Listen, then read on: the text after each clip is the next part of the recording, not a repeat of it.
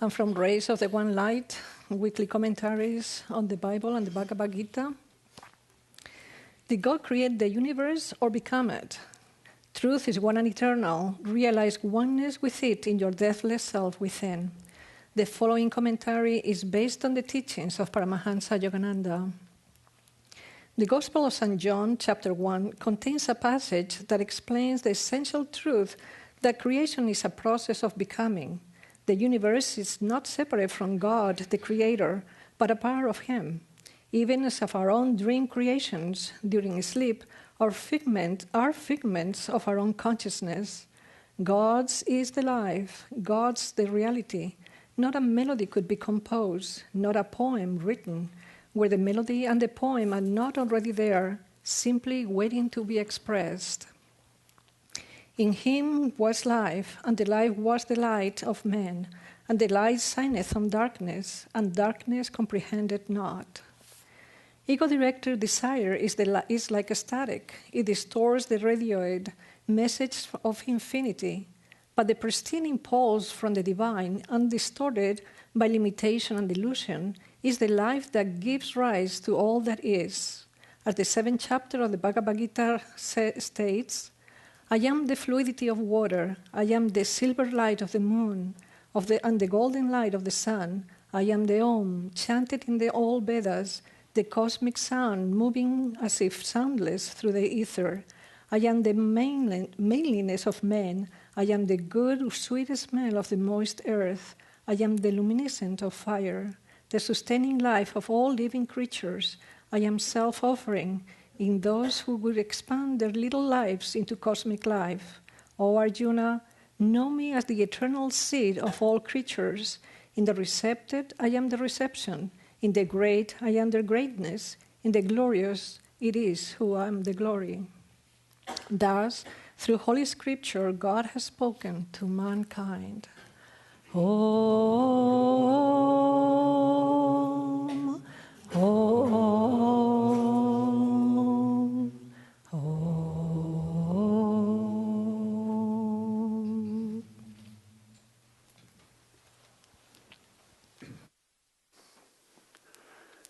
Good morning and welcome to Sunday service. My name is Atman. This is my wife, Bhakti Marg. It's our pleasure to share service with you today.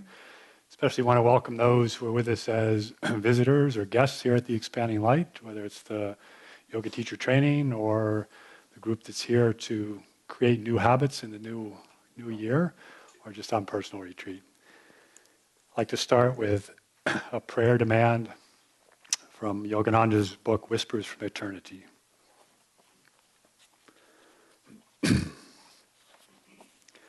O Father, may I behold Thee above, beneath, behind, around, wherever I turn my gaze.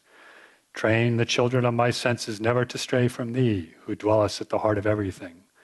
Turn my eyes inward to Thy changeless beauty. Attune my ears to silence, that I might hear Thy subtlest music. Breathe on me the heavenly scent of Thy sacred presence. Orient-wise I will worship Thee, placing the candles of my 5 senses on the altar of my love. Thus I will contact Thee in the first pale shafts of dawn, absorb Thee in the bright light of noon, expand in Thee with the hidden glow of twilight, and merge in Thee in the silver moonlight. Always will I keep alight on my inner altar the mystic taper of my love for Thee.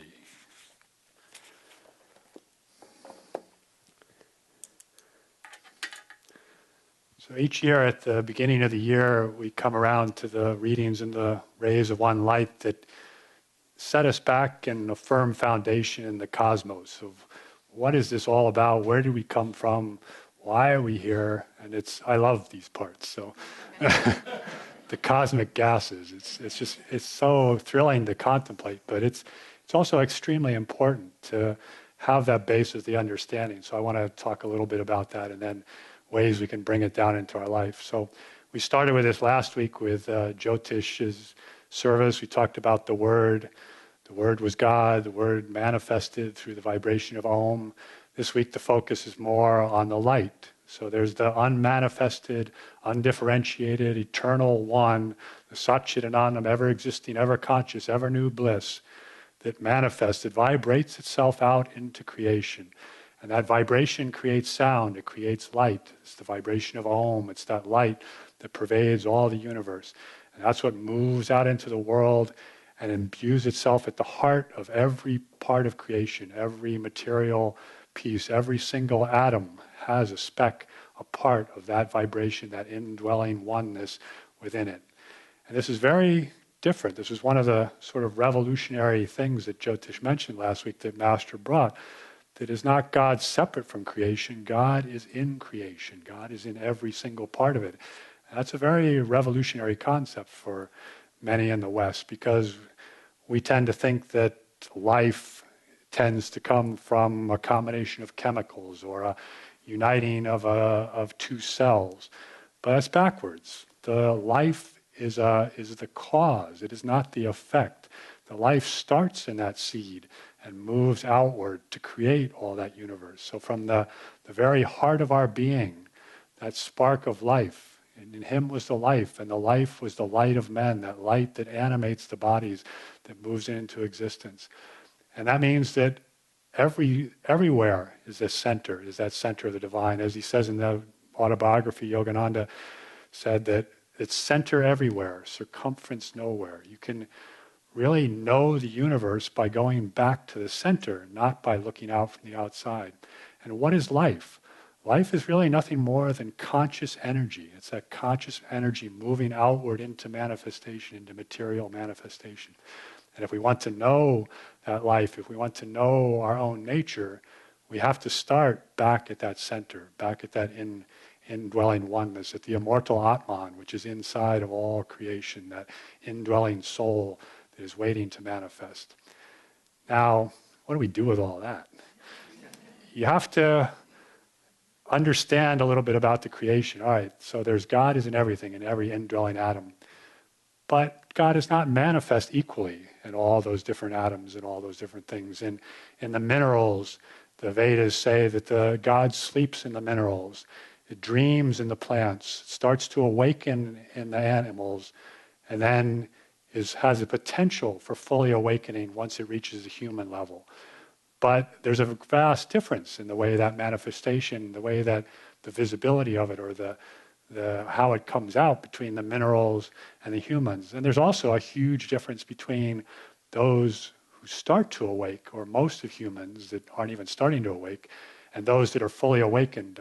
Kriyananda says it would be fair to say that there's as big a gap between the rocks and the humans as there are between the humans and those awakened souls who have realized their oneness. So there's a long spectrum here to go, and everybody has a little bit different prison. That internal being, that spark of the divine, is really locked up in a prison cell. And if you're a rock, your prison cell is sort of on the lowest level of the dungeons. There's no light, the walls are thick, there's no sound, there's no movement, there's not even anybody coming to your cell. You're just there.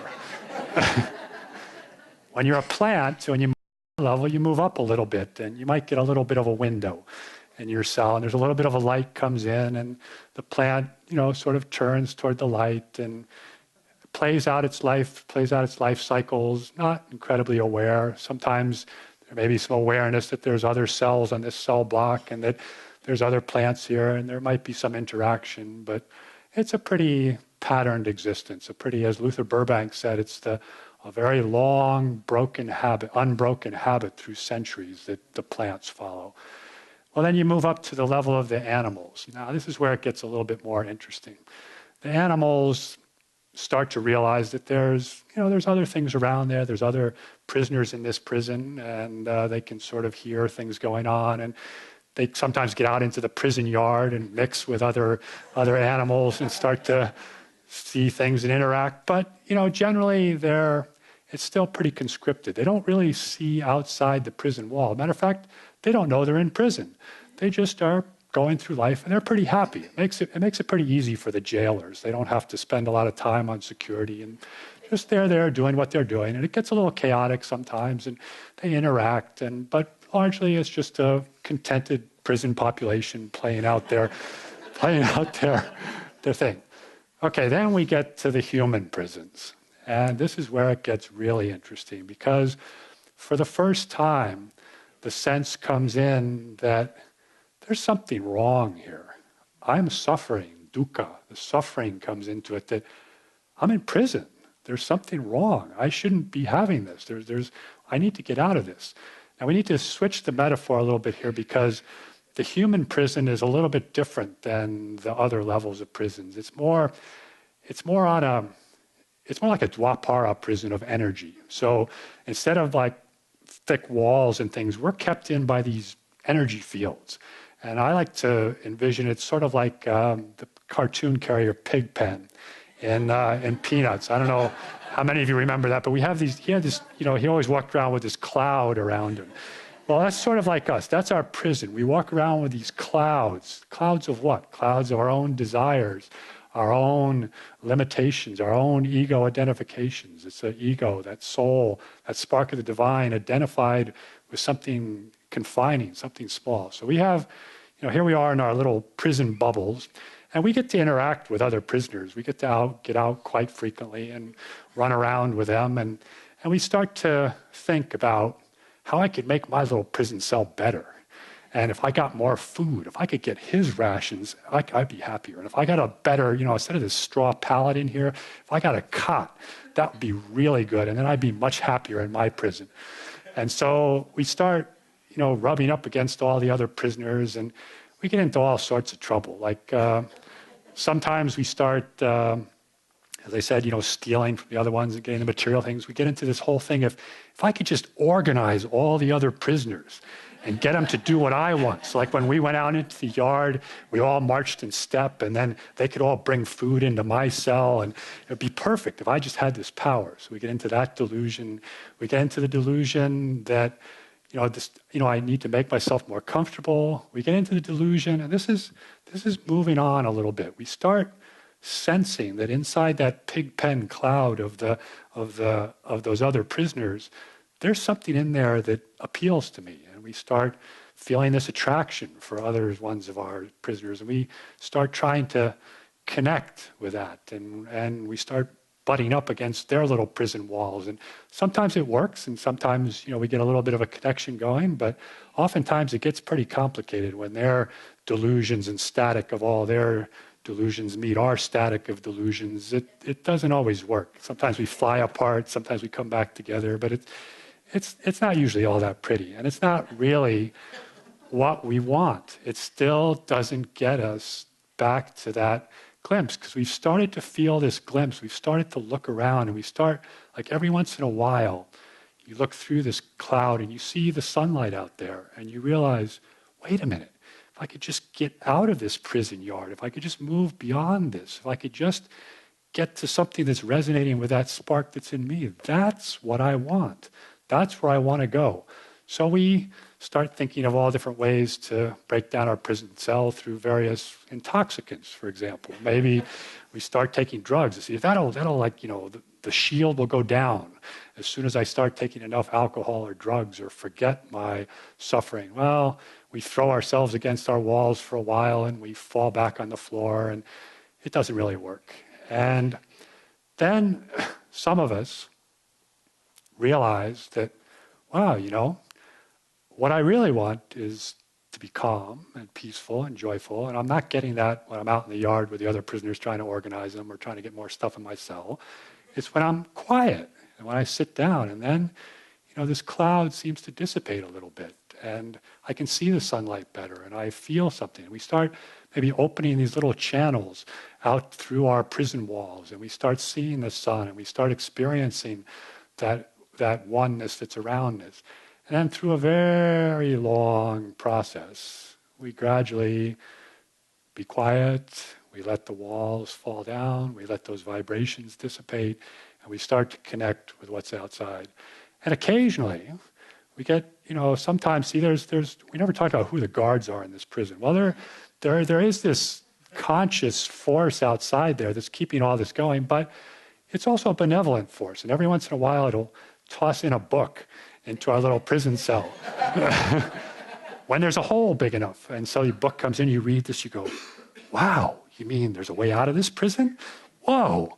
And so we just gradually accept where we are, we calm ourselves, we let those walls move down, and we start to experience these channels, these movement to the outside. We start to move beyond that, and we start to connect with another piece of that immortal oneness that's part of us. And through a very long, gradual process, after accepting, after compassion for our fellow beings, after being in this, we gradually can move out of the prison. Sometimes we have to come back into it, but once we've gone beyond the walls of the prison, once you've seen that, you know where you're going. And then it's not so bad being back in the prison, and you just keeping moving in and out until at some point we reach liberation and we've actually get ourselves out of that prison, and the little spark that is in us gets back to that big spark. So that was an image for the little soul and getting back.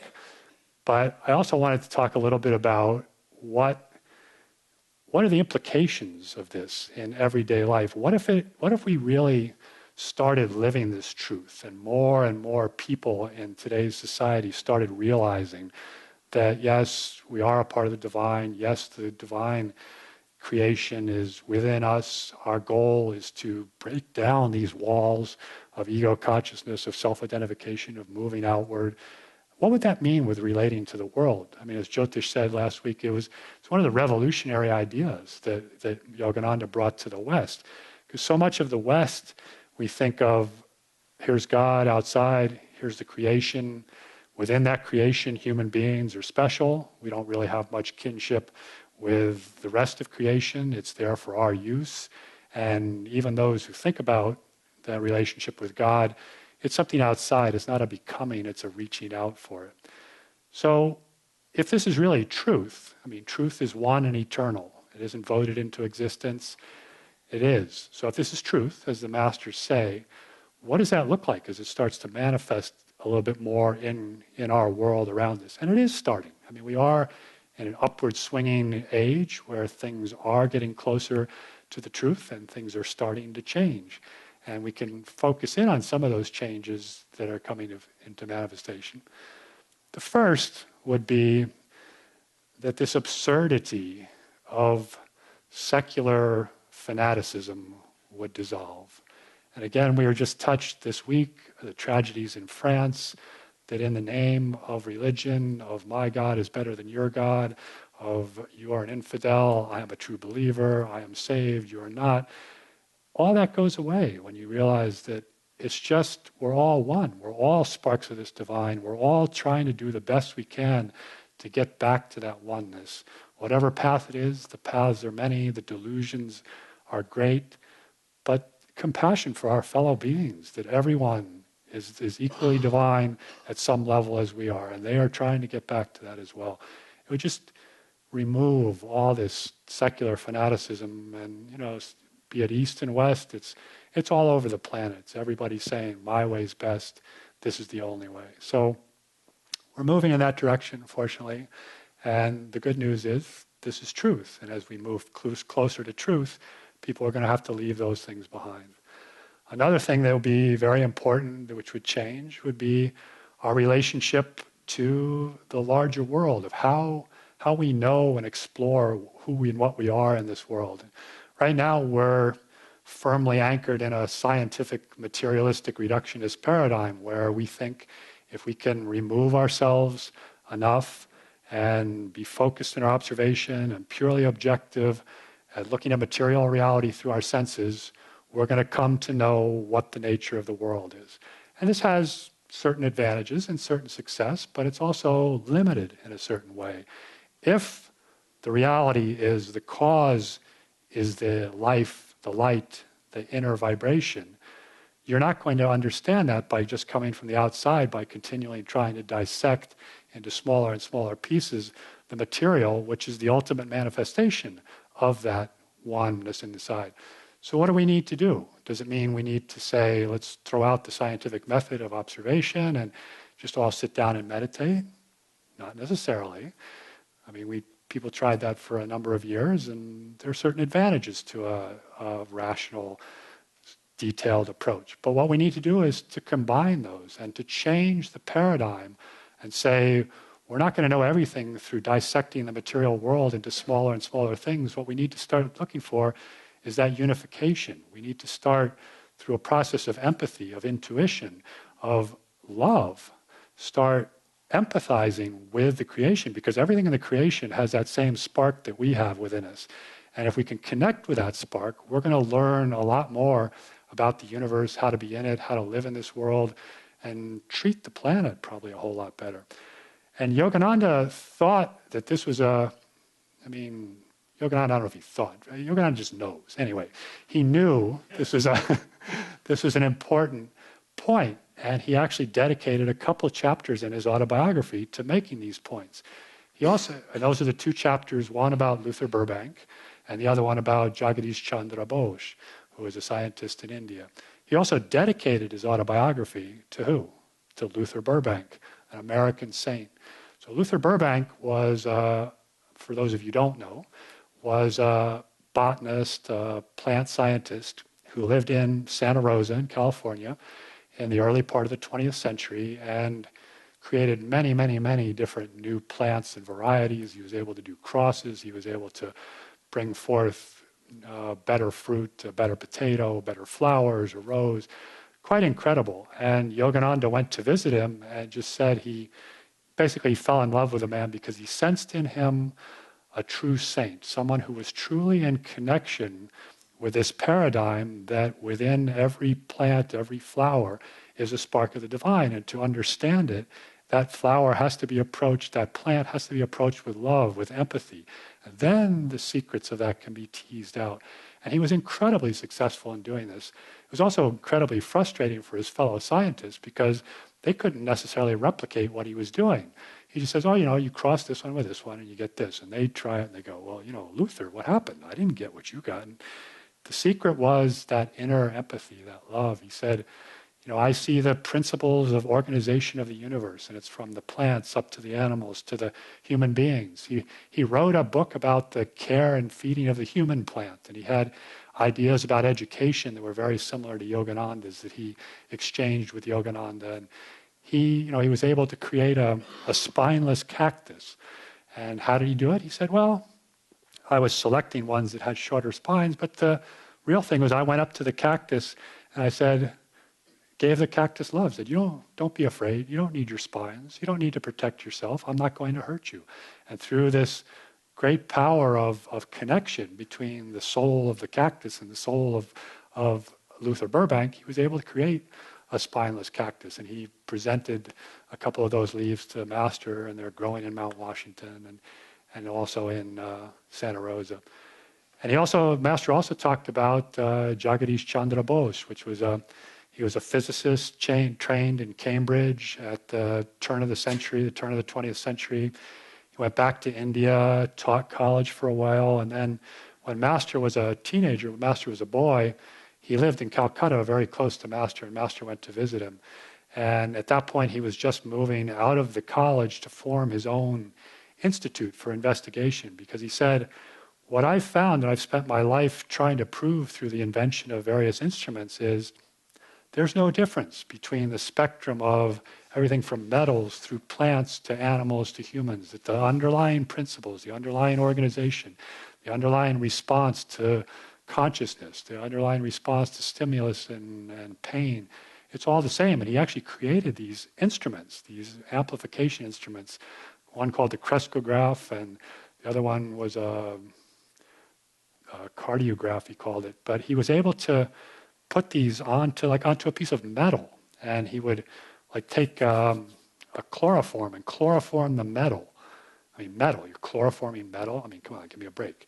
But he could measure the response, that the metal shut down, the life force shut down in some of the same ways that a plant would or that a human would. And he was actually able to measure and show these things. And he experimented on many different things. His work had implications for agronomy, for the study of human diseases. He said that we could take plants, because the response is very similar in plants to humans and animals. Instead of experimenting on animals, we can experiment on plants and learn what's going on. And he could see the pain that plants could feel when you poke up a fern. He could register that with a needle. He could register that pain. So his whole scientific work was showing this connection between the two. And Master, chose that that's important for the future, guys. Listen up. I'm putting this in the autobiography here. So, and another example that's in our times or in America is George Washington Carver. He said, if you love anything enough, it will speak to you. How did he do what he was able to do? Through an empathetic relationship with what he was studying. So another, this is sort of an extension of this, is our relationship to the natural world. So we're in sort of a bad situation with our planet right now because we've objectified ourselves and taken ourselves out, and we've figured we can do all these things. These things were put here for us, and we can use them the way we want, and we don't really have to worry about it. Well, there's a lot of problems which were coming to the fore, some of which are coming to the fore through objective study and classification and a reductionist science. But when you look at what really launched the conservation movement in the United States, what is it that really got people's attention? Was it these studies saying, the pollution is this and this? No, what it really was, the father of the conservation movement in the United States was John Muir. What was John Muir's approach to this? He was a classically trained botanist. He was a genius and an inventor. But his whole thing was, I want to be out experiencing nature. I want nature flowing through me. I want to be part of nature. I want to feel the spark of the divine in the little fairy gardens planted by God that I see around the stream and the boulders. And when I describe a chipmunk or a black squirrel to you, I'm in that black squirrel, and I can write about that, and I can talk about that, and I can feel what that squirrel is feeling as he's moving through his life. Or the water ouzel. I mean, these are all very famous writings of John Muir. And those writings, that sense of communicating that divine in nature, that empathy that he could feel for nature, it sparked a movement in the United States. And more than anything else, it was his writings that led to the foundation of the national parks, that led to the protection and the preservation of nature, that because people could feel it, said, whoa, yeah, a redwood tree. It's not just a resource to look at. It's a living, beautiful thing, a part of our creation.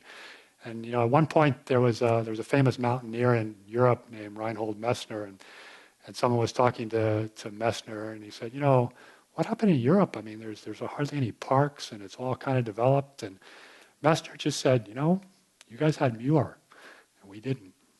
So that way of relating to nature is an extremely important part, and it's Bharat Cornell, who lives in this community, has made it his life's work to try to take that sense of oneness with the divine, that sense of being able to feel empathy for nature, not just to study it. He's created all these activities. He's created a worldwide movement, which has had a huge effect in the world. And he's still at it. If you haven't seen his great latest book, Sky and Earth. Thank you. He's a lot of that philosophy and those activities are put in there. It's a beautiful, beautiful work. It's a beautiful book. So those are just a couple of the things. We could go on and on. I mean, a lot of what Yogananda came to bring, what Kriyananda brought, was how do we make it real in our life every day? This fundamental truth that the divine is everywhere. That there's a spark of the divine in us, just like there is in somewhere else. You could look at it in how you do business. You want to cooperate with people. You want to be their friends. You want to. There can't be any competition, because what am I going to do? Cut off part of the divine from me? No, you have to reach out, and it'll work for everyone in that way of success. Creativity. What is the source of creativity? Is it jamming more and more information, more and more facts into the brain? No, it's getting back to the heart. It's getting back to that divine source. It's tuning into that oneness. And from there, that's the source, that's the cause, then moving out into creativity. And of course, I could go on and on. I mean, if you could read Swami's books, it's all about how do we take some of these fundamental truths and bring them into daily life. It's what the Dwapara avatar aspect. The Master was a realized being who came for a new age. So he came also to help us, liberate us. But part of his mission was to uplift consciousness in general. And it's sort of, how do we start doing things in a way that's more in keeping with cosmic truth? And so lots of what Master did, what Swami did, speak to that. But obviously the most important for us, the one that we shouldn't ever forget, is that indwelling light in us is where we are going. How do we get there? It's through meditation, it's through our practices, it's through communion with that light right here at the spiritual eye, opening that tunnel, moving it out. It's doing our practices. Yes, living in the world as if the divine is there in the world, but what's the most important thing? What's the way we're really going to get out of the prison? What's the way you're going to break down those walls? What's the way you're going to get rid of your pig pen cloud? It's through meditation, it's through the spiritual practices, it's through focusing on that light within and following it out to liberation.